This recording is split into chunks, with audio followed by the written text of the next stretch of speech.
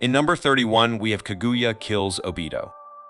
In summary, Obito Uchiha sacrifices his life in an effort to rescue Naruto, Sasuke, and Kakashi, ultimately meeting his demise at the hands of Kaguya Utsuki. In number 30, we have Sasuke Kills White Zetsu. White Zetsu met his demise during the Fourth Great Ninja War when Sasuke used him for target practice while experimenting with his new eyes.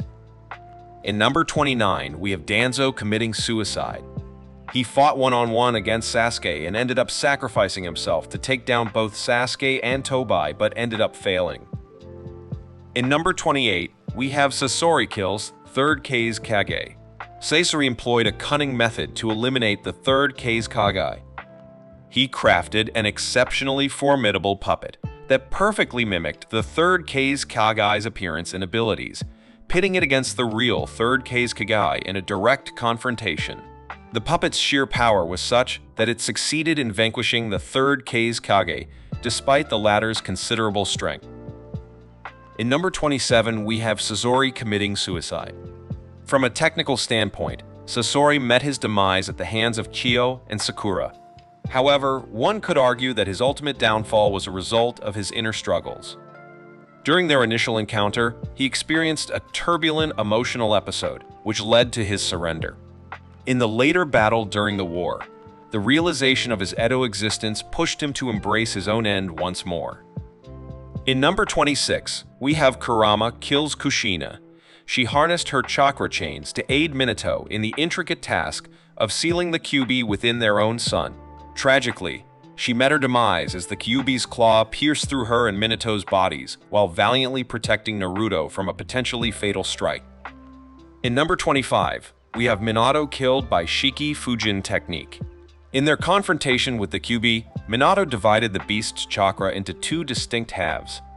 He sealed the yin half within himself, while the yang half found its sanctuary in the newborn Naruto. Tragically, shortly thereafter, Minato met his end as he employed the formidable Shiki Fujin technique. He, along with the Yin Kyuubi, was subsequently confined within the Shinigami's stomach. In number 24, we have Yagura Kills Juzo. Juzo found himself impaled by his own sword, a cruel twist of fate. In the fleeting moments that followed, he desperately tried to deflect the lethal strike with his executioner blade, but his efforts proved futile, and he suffered a mortal wound. As Itachi emerged victorious over the Mizu Kage, Juzo's thoughts turned somber as he lamented his impending demise in this foreign land.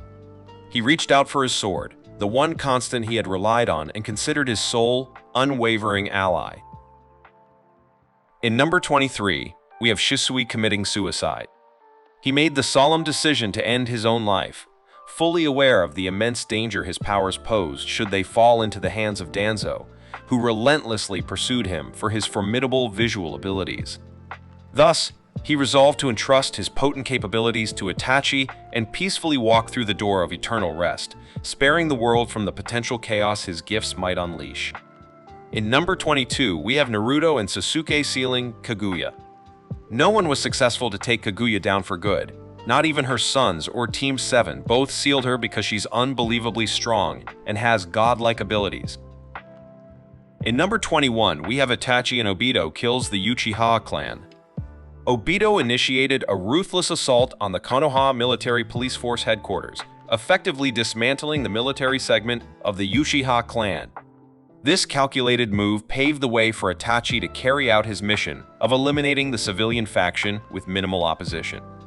Additionally, Obito covertly claimed possession of some Uchiha corpses during this sinister operation. In number 20, we have Orochimaru kills Reisa. Prior to the commencement of the Chunin exam finals, Orochimaru fatally attacked Reisa, piercing his chest with a sword, resulting in his demise. In number 19, we have Nagato kills Yahiko.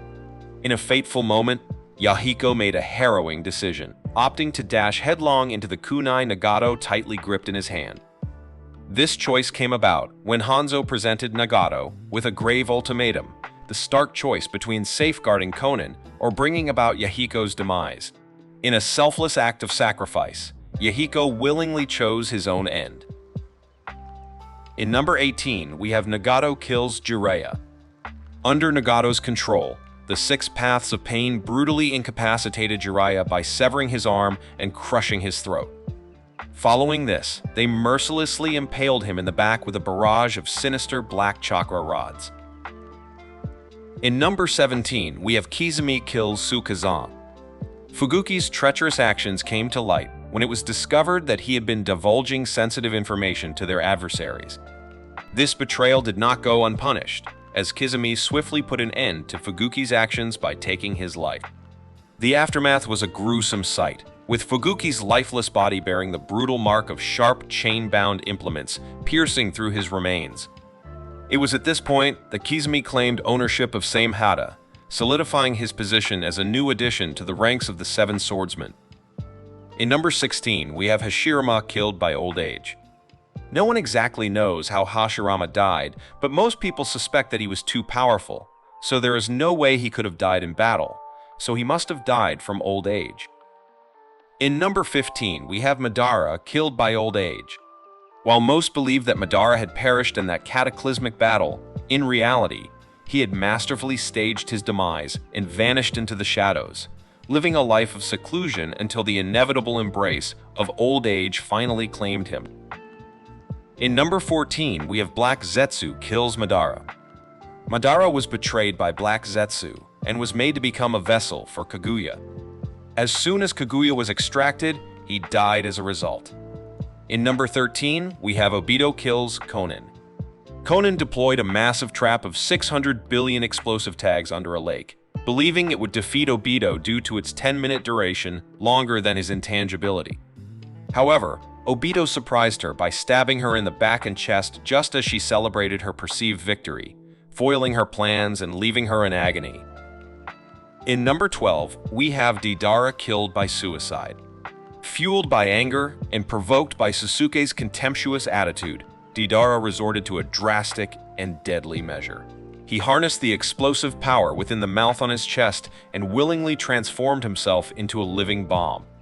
Deidara's sacrifice was his ultimate gambit to defeat Sasuke, even if it meant his own destruction. In number 11, we have Kizumi killed by suicide. Kizumi's initial on-screen death turned out to be a clever ruse, designed to deceive his enemies. His true demise occurred in a subsequent encounter when he emerged from Samehada, which was now in the possession of B, and engaged in a fierce battle against Might Guy. After enduring a brutal beating and finding himself ensnared by a potent jutsu, Kizumi resorted to a grim and final act. In a desperate bid to protect the Akatsuki's secrets, he summoned 3 voracious sharks to devour him alive, ensuring that his knowledge perished with him. In number 10, we have Nagato killed by sacrificing himself. Nagato, also known as Pain, met his end in Naruto during a pivotal confrontation with Naruto Uzumaki. In a heartfelt conversation, Nagato, once an idealistic student of Jiraiya, expressed remorse for the pain he had caused. In a selfless act of atonement, he used his last chakra to revive the villagers he had killed, leading to his own death as it drained his life force. This act left a message of hope and reconciliation, concluding his complex character arc in the series. In number 9, we have Shio killed by sacrificing herself. She tragically chose to end her own life through the ultimate sacrifice, giving up her existence to resurrect Gaara. In number 8, we have Kimimaro killed by his illness. Kimimaro summoned his last reserves of strength, pushing himself out of bed and rushing to confront Orochimaru's adversaries, including formidable opponents like Naruto, Gaara, and the Taijutsu expert Rock Lee. In the heat of battle, Kimimaro showcased his remarkable skills and might have emerged victorious. However, his debilitating illness proved to be an insurmountable adversary, and in his final moments, at the tender age of 15, he succumbed to his condition and breathed his last. In number 7, we have Kakashi kills Haku. In Season 1, Episode 18, during Zabuza's second encounter with Kakashi, Haku made the ultimate sacrifice by using his own body as a human shield to protect Zabuza from Kakashi's lightning cutter. Despite being severely injured from his earlier battle with Naruto, Haku willingly gave his life as a profound display of loyalty and love towards Zabuza. In number 6, we have Zabuza killed by sacrificing himself. During a second battle with Kakashi, Zabuza, weakened from previous injuries, was unable to mount a serious attack. Haku, deeply devoted to Zabuza, sacrificed himself to protect him. Zabuza, deeply moved by Haku's selflessness, acknowledged their bond and chose to end his own life, holding Haku's lifeless body as they both perished. Naruto fulfilled Zabuza's final request, uniting them in death. In number 5, we have Kakashi kills Kakazu. Kakuzu, a formidable Akatsuki member in Naruto, faced his end in a battle against Kakashi and Team 10. He possessed the unique ability to extend his life by stealing the hearts of his victims and mending his body. However, Kakashi and his team effectively incapacitated Kakuzu through coordinated teamwork, damaging his vital organs, preventing his regeneration, and finally defeating him, putting an end to his terror. In number 4, we have Ten Tails kills Neji. Neji's tragic demise occurred in the 4th Great Shinobi War arc of Naruto. He met his end when the Ten Tails, under the control of Obito and Madara Uchiha, unleashed a barrage of wood-release projectiles resembling spears, which ultimately claimed his life. In number 3, we have Itachi killed by his illness. Itachi Uchiha's demise was the result of a terminal illness that afflicted him. He had been diagnosed with an incurable disease that gradually consumed his body. To safeguard the village from potential chaos after his passing, Itachi made the difficult decision to end his own life. In number 2, we have Orochimaru kills Hiruzen. In a selfless act to thwart Orochimaru's nefarious schemes and safeguard the village, Hiruzen Sarutobi took a decisive step. He chose to use the Shinigami to seal Orochimaru's arms, rendering them unusable. In the face of Orochimaru's curses and wrath, Hiruzen met his end with a serene smile on his face, harboring the hope that their paths would cross again in the next life. In number 1, we have Hayden kills Asuma. In episode 80 of the Shippuden anime, Asuma met his tragic end at the hands of Hayden, a formidable and seemingly immortal Akatsuki member who wielded a long-range, three-pronged scythe. Hayden possessed a unique technique that enabled him to connect with his opponent, causing them to share any pain he experienced. This fateful encounter marked the conclusion of Asuma's life. If you loved what you saw, don't forget to hit that like button and subscribe for more anime goodness. We're always exploring new horizons and bringing you the best in the world of anime. So stay tuned, because the next chapter is just around the corner.